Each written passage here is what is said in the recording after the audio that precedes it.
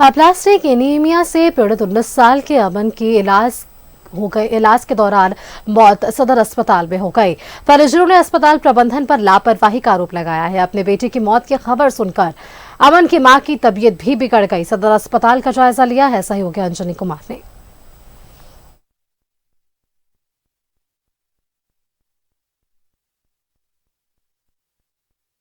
रांची के सदर हॉस्पिटल में इलाजरत 19 वर्षीय अमन कुमार मिश्रा की मौत हो जाती है और आईसीयू में एडमिट था। और जैसा परिजनों ने बताया कि प्लेटलेट्स की कमी थी और जब यहाँ एडमिट किया गया, नेबुलाइजर लगाया गया और परिजन भी बेहद परेशान हैं। तो यहाँ देखेंगे पुलिस प्रशासन के भी लोग पहुंचे हैं और यहाँ उनके जो परिजन।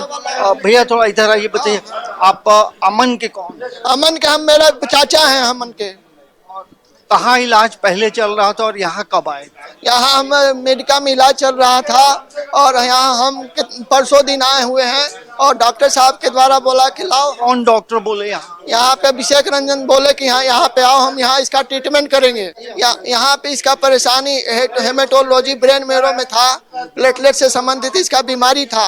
डॉक्टर साहब के द्वारा बोला गया कि हम इसका ट्रीटमेंट हम करेंगे और इसका हायर स्टडी के लिए टीएमसी भेजेंगे। यहाँ स्टेबल करने के लिए यहाँ पे नर्स की व्यवस्था है, न सफाई कर्मी की व्यवस्था है। यहाँ पे किसी को ऑक्सीजन लगाने की व्यवस्था नहीं है।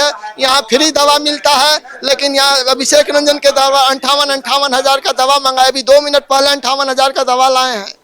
और ये बताइए, अमन मूल रूप से 20 साल का था, क्या करता था? 20 साल का वो एनआईटी में इंजीनियरिंग करता था। एनआईटी नोएडा से सीएस में इंजीनियरिंग करता था। ये देखेंगे अमन के चाचा ने जो बयां किया है, तमाम चीजों के बारे में जानकारी दी है।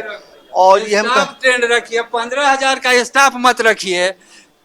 अरे नहीं छोड़ो ना, हम परेशान। 15,000 का स्टाफ नहीं रखिए, बढ़िया ट्रेंड करिए, ट्रेंड स्टाफ रखिए ताकि ऑक्सीजन खोल दे। तो ये देखेंगे परिजनों में एक रोष है। तो कहीं ना कहीं जो परिजन है, रिम्स व्यवस्था, रिम्स का जो एडमिनिस्ट्रेशन है, उस पे कहीं ना कहीं सवाल खड़े किए हैं। नहीं, ये पेशेंट एक्चुअली प्लास्टिक एनीमिया का था। He was admitted in Medica hospital और वहाँ से already he was critical.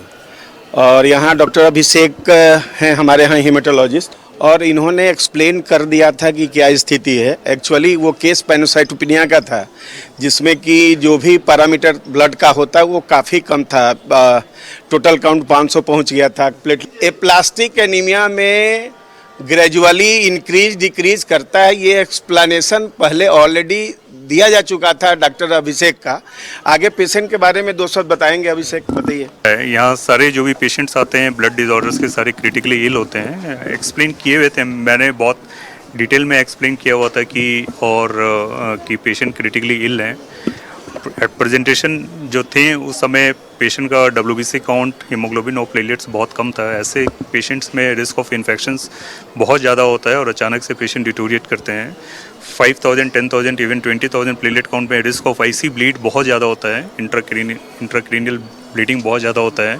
In spite of multiple platelet transfusions हम लोग पेशेंट को कई बार रिससिटेट नहीं कर सकते हैं, क्योंकि जो मैरो होता है वो ऑलरेडी ड्राई हो चुका होता है, उसमें कोई सेल्स का फॉर्मेशन नहीं होता है। तो ये लाइफ थ्रेटनिंग कंडीशन होती है और यहाँ पे ऐसे पेशेंट्स बहुत बार आते हैं, अक्सर आते हैं। और सरकार की ओर से पूरी कोशिश कर रहे हैं कि हम लोग मैनेज कर सकें, और जो भी लैक्यूने हैं सिस्टम को हम लोग सबको मिलकर उसको इम्प्रूव करने की कोशिश जरूर करेंगे।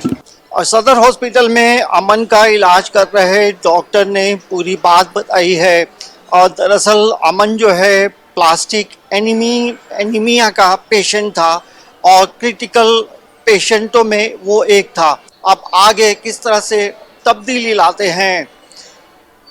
न्यूज़ 11 भारत के लिए कैमरामैन मानस के साथ अंजनी कुमार, रांची के।